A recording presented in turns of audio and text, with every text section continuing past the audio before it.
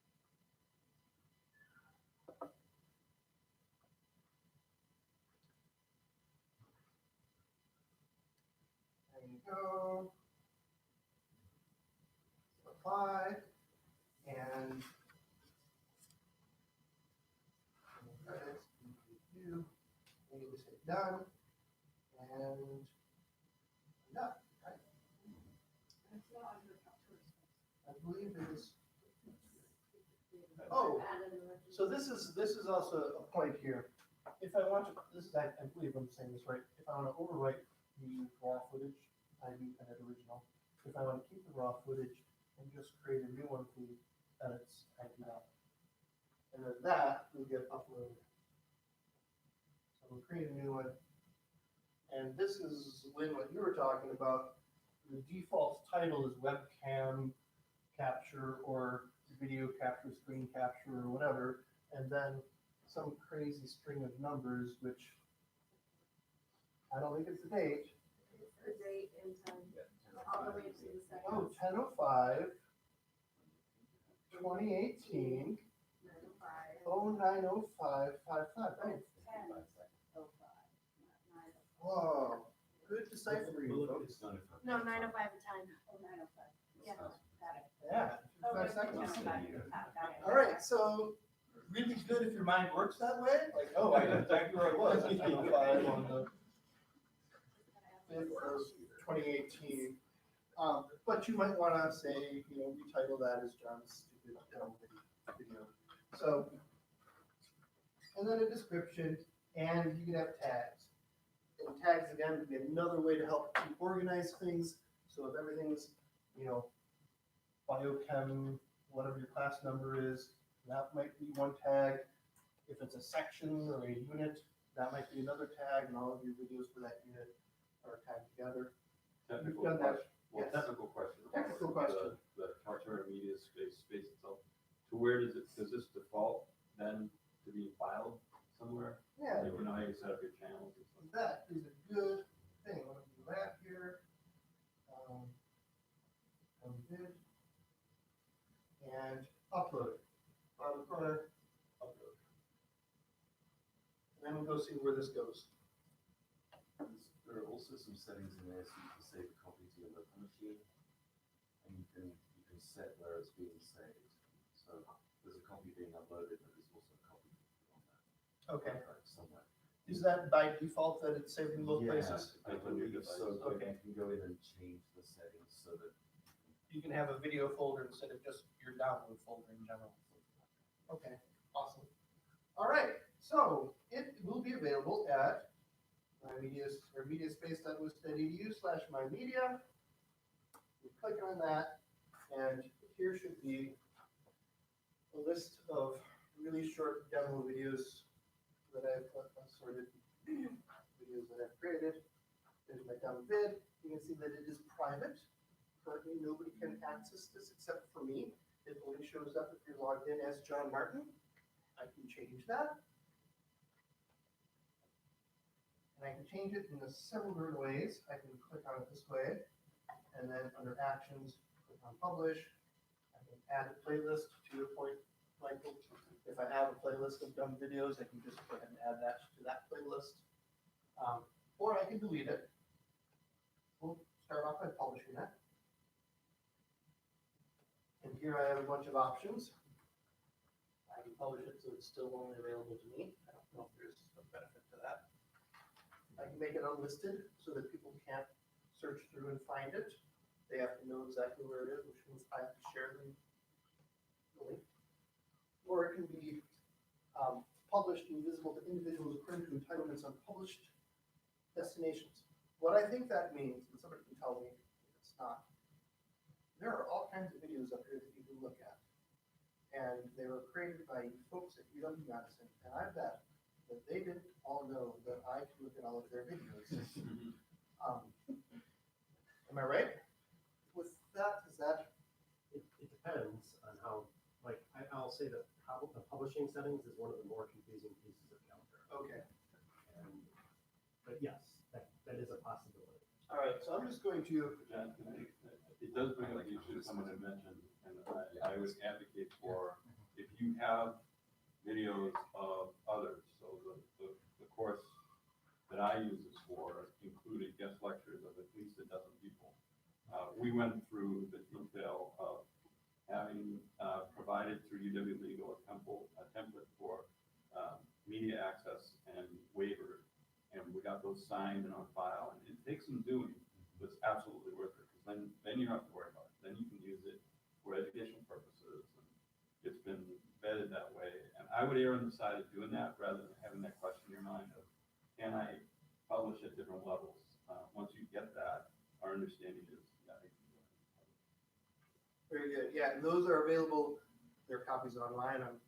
You can just Google for them. There are also copies at wisc.edu/search for that. WISC improvement funds. And you'll send one, and so we'll have that in the takeaways, I think. So speaking of IP and copyright, I have some copyrighted material and Okay. is unlisted. Do you want me to search for it? The way to go for that. I have them all as unlisted. I inherited the entire collection of David Attenborough through my friends on the internet.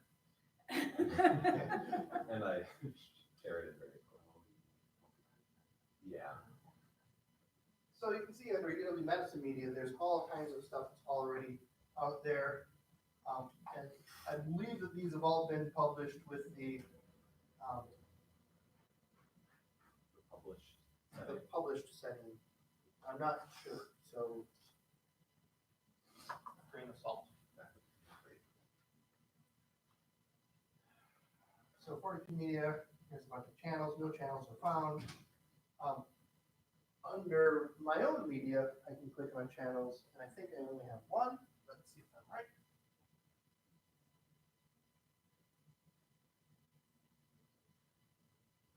Nope, these are not mine. These are everybody's channels. Yeah, and so you can see that Most of them have zero. some of these are locked, and some of them are available.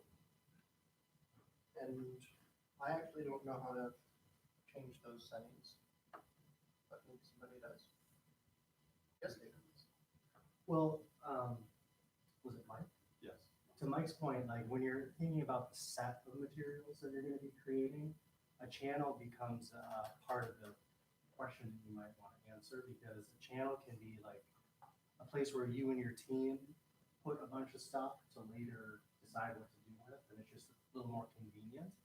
But then you can also make a channel more open to, say, the campus community, or open beyond that. So for one of the courses, the professor wanted it to be more like an open courseware kind of experience. And so for African Storyteller, there's a open channel that has a whole, I think it has maybe 100 pieces of media in it. For the career initiative, it was kind of like, hey, we want a YouTube-like experience, so like very public, like the more people the better. And so that's another point on the continuum of public-private. And it's a good question to just kind of like ask yourself, like where are we at with an individual piece of media, but also a grouping of media. So with the individual media, you can have that, and then you can add it to a channel. And what David's saying is, when I go to my channels and I edit my channels, and I can add new channels as well. We've got details, playlists, members, where I can add different people. So you can have that group of your colleagues who are working on the class with you. Yeah. You can also, of course, your name, the channel, add text if you like, including links, those tags, and then here are the permissions.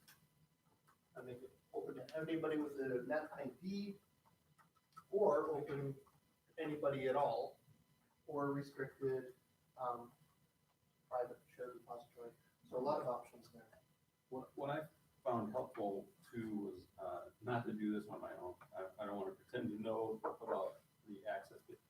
I asked, I had help with academic technology, and it was really good to go through that dialogue to ask, okay, now who's going to use it, and under what circumstances, where do you want access, and do you want it like, a public access class, or is the intent, like in our situation, was summer course for registered students?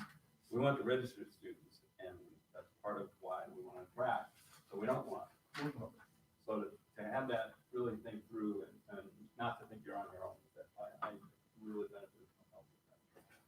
have like increasingly good documentation on this as well. There is in the Kaltura space, there's a link to the Kaltura user manual, user guide, which is actually pretty good. And then for WISC.edu, for Wisconsin League of Medicine itself, our knowledge base articles, the KB articles, kb.wisc.edu, those articles are getting better and better. We've got an actual technical writer who's writing really great stuff lately. So the more recent ones are quite good. It can help you with some of those things without taking on new resources. Lauren? Can you add members to your channel that are not at the WISC.edu domain? Well, there's always a asterisk. Like, if you're willing to go through the manifest user creation process, you could get them added. They could essentially get an ID that way, and then you could add them to the channel. Can I ask about the, So that process you start typing in a name, it will suggest of the people that they know have already logged into Kaltura. So I think that's the other part. It's not just a net ID, but it's a net ID of somebody who's logged into Kaltura and therefore has a Kaltura account. So it's actually even more restricted than just a net ID, but certainly not as open as, and then you can set them at member, moderator, manager. I don't know what other options are, contributor, but add these different options as well. Yes, Maddie. so I was just looking at the privacy settings, and there's a question about the difference between an individual video's privacy setting as opposed to the channel. So like, does the channel override the individual video, or does the individual video override the channel setting? Because like, if it's unlisted, right, then if it's in a channel, would it still show up if the channel was public or open? Does that make sense? Do you know?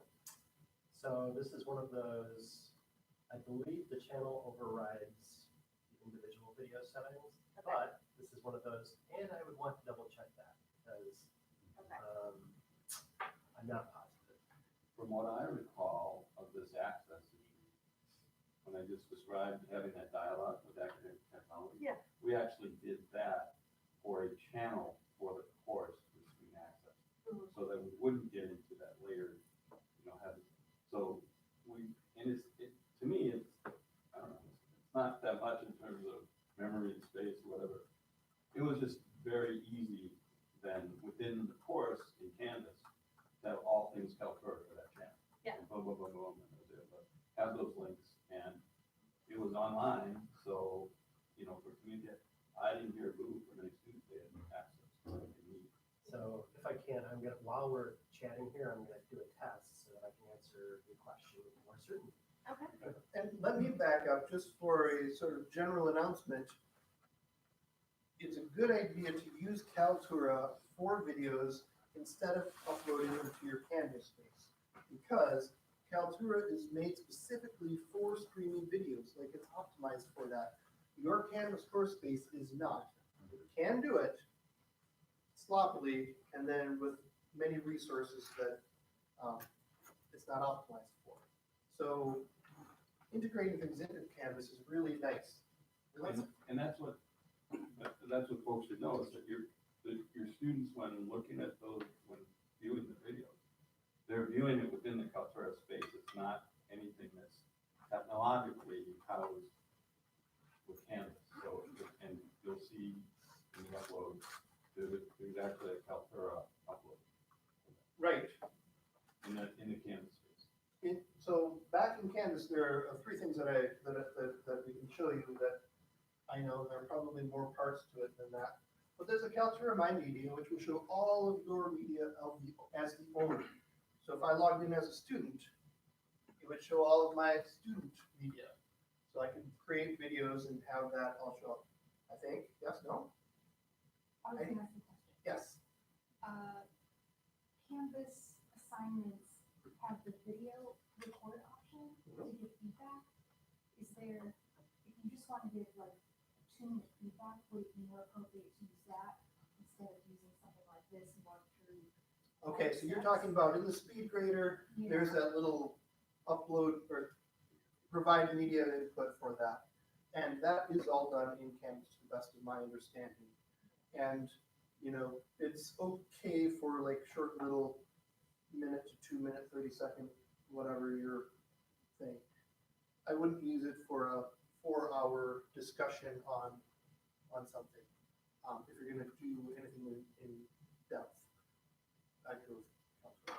Yeah, I would say, so the video option in Canva for grading, you're not really going to a high quality video. You're just trying to give feedback. And so you don't want that. But if you're doing a quality video, if you're trying to do something that, you know, is gonna have very, you know, you want your students to see it, to understand it, for it to be easily accessible, don't use Canva tools for video. Because it doesn't have that quality.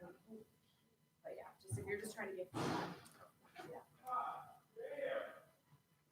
So your students will see this and they'll see their own media there.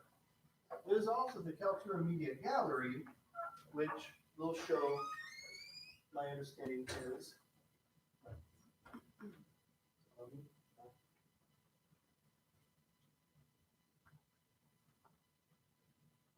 just the media for the course.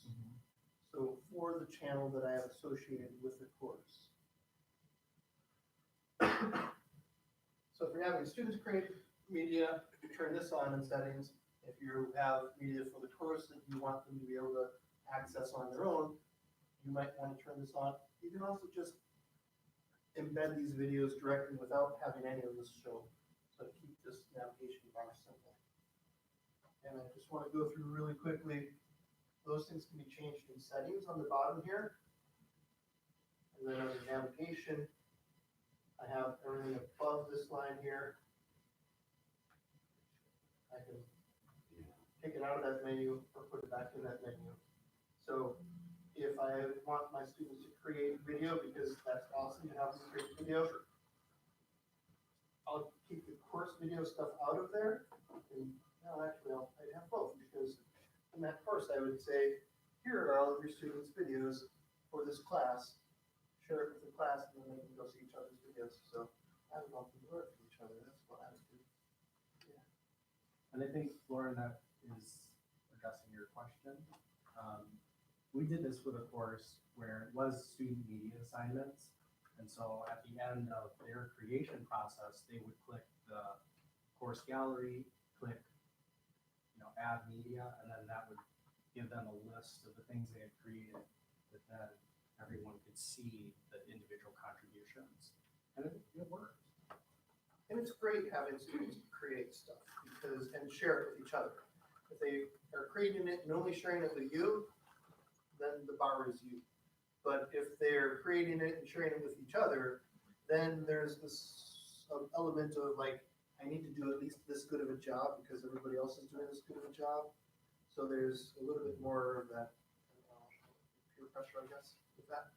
So if they're doing multiple media assignments over the course of the semester, is there a way to show just the channel that they're, like if you had a channel for each one of those assignments, so that they're just looking at that rather than having to scroll through all of the media that was posted? You know, if you figure 50 students in a course and they each post, 5 videos or something over the course of the semester, to know which ones they need to look at for this particular discussion, or, you know what I mean?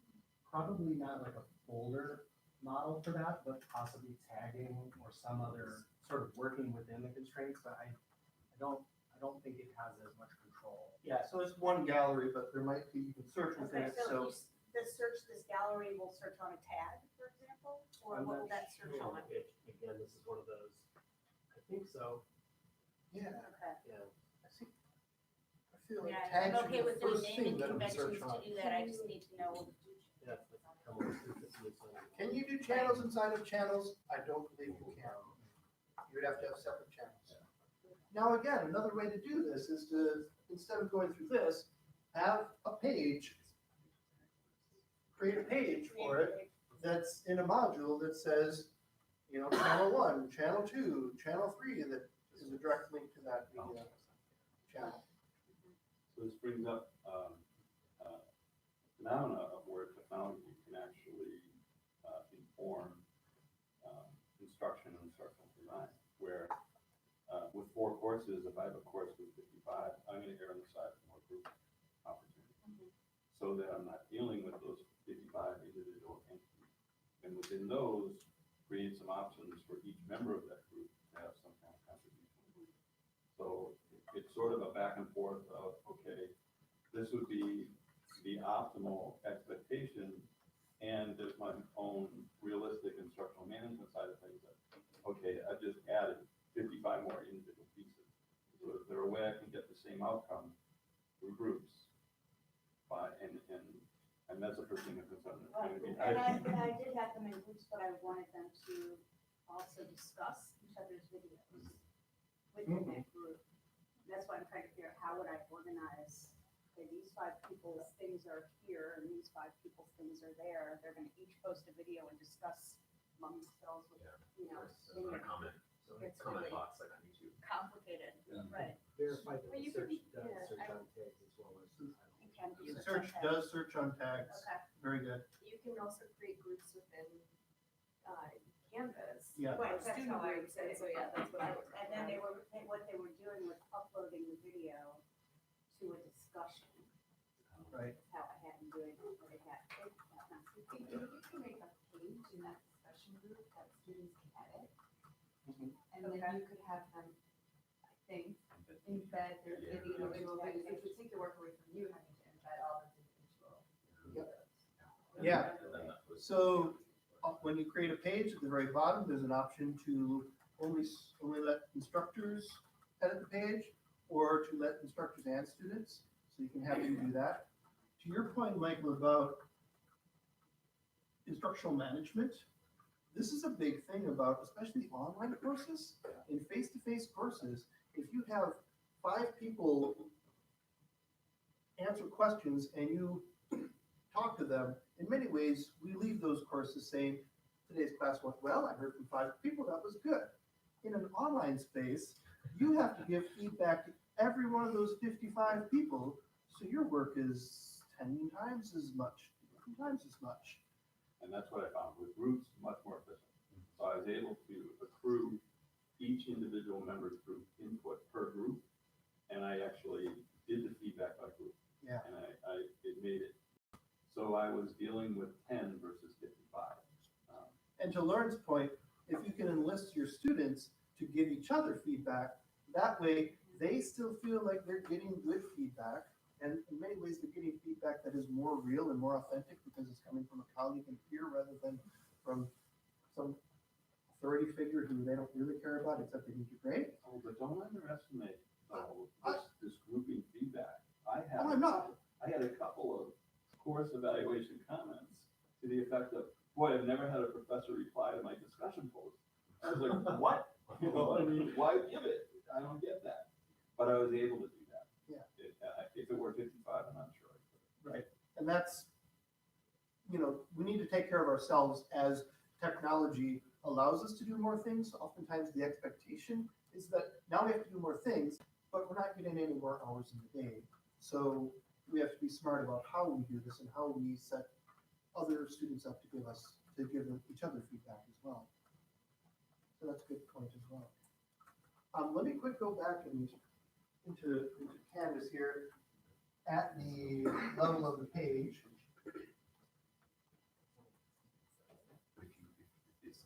So in Pages,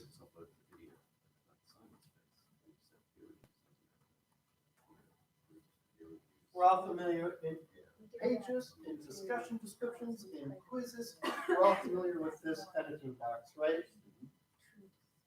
And there are several ways to add video. You can go add a YouTube video by clicking on the YouTube in there. Underneath this V, you can add a Vimeo video, right? Underneath this V, there's the Kaltura course media, there's the Kaltura My Media. So if you want to add something that is already in a channel for your course, You can just go to that, and that way you won't have to scroll through all of your media. You could just scroll through the ones that are already set up that way. If you want to just, you created something for another course, that you're like, oh, this class could benefit from that as well. And that would be able to come through my media. Yeah. Is the Kaltura course media only media that's already in your course? It's media that is But my media is all of your Yeah, your videos full that one, you've yeah. created and that are sitting in Kaltura. Yeah. What about course, then what is course media pulling from? So when I'm in Kaltura and I publish my media Yeah. with this, I can take that and associate it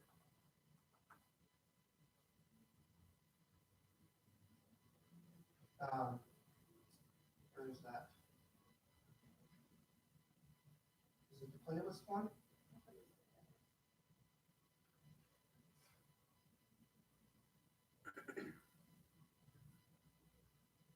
Publish, okay. You have a playlist for each assignment, and then you just identify that playlist. Where is it under? I think it's back one level and then publish to the course. Okay. I saw this yesterday, but I'm not remembering where it was. Actions, publish, private published. And then just That- course. Oh, yes, there it is, okay. So there's publishing a channel, and there's the top channels are at the top, there's John's channel for shared repository stuff.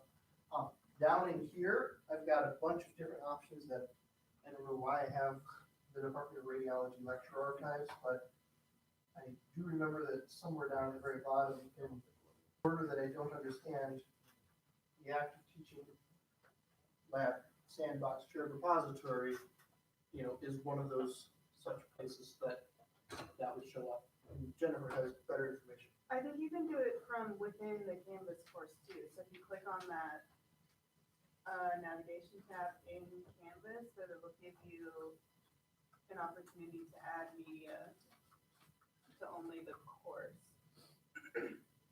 Oh, yeah, right. So here's all of my media.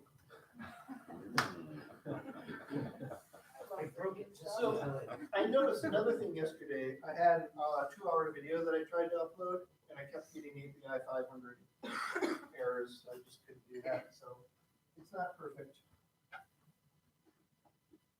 I mean, one of the sort of origin stories that I have is like, 5 years ago, we were sitting around thinking like, my goodness, wouldn't it be great if we could upload a video?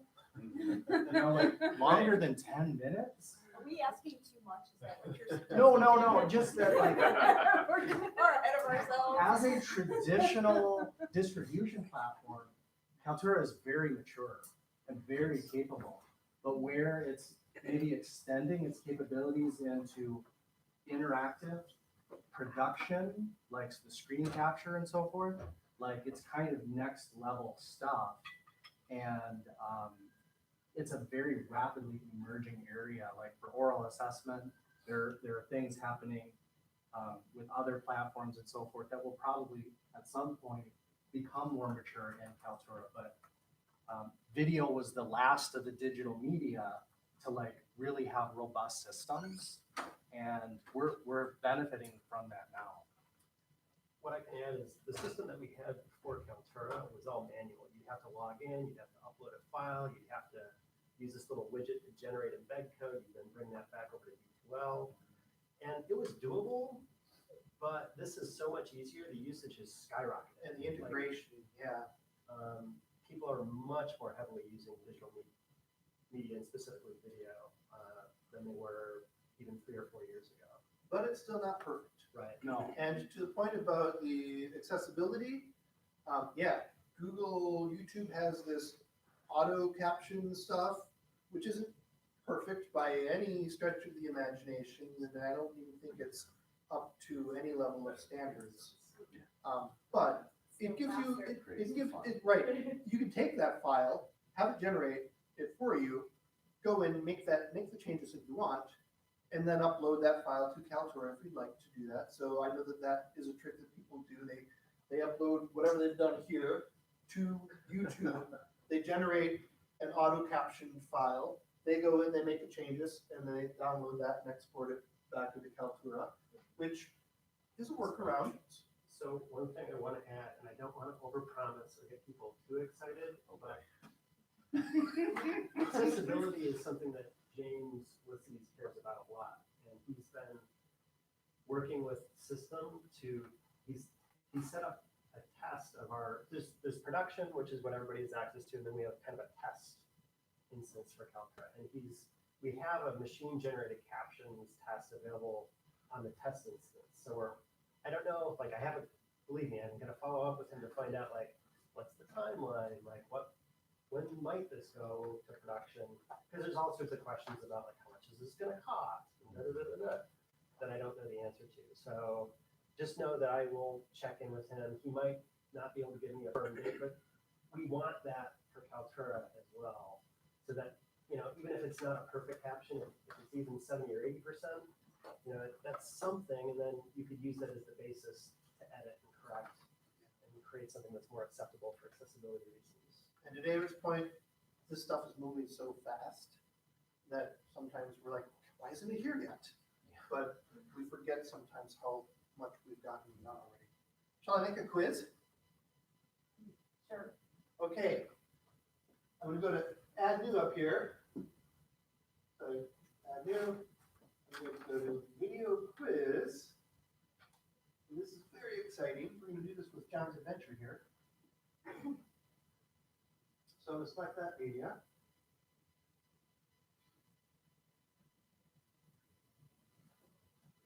And there it shows up.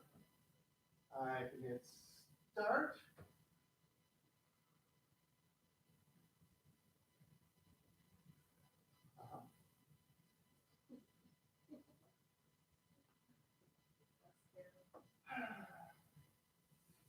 This worked last night. We created a quiz. While it's loading, can I ask a question? Sure. Does the whole video capture stuff work from a tablet like an iPad so that you could be, for example, drawing on something with a stylus and having all of that record, or it only records from a? So the Capture Space tool is only downloadable and usable on OS 10 or Windows.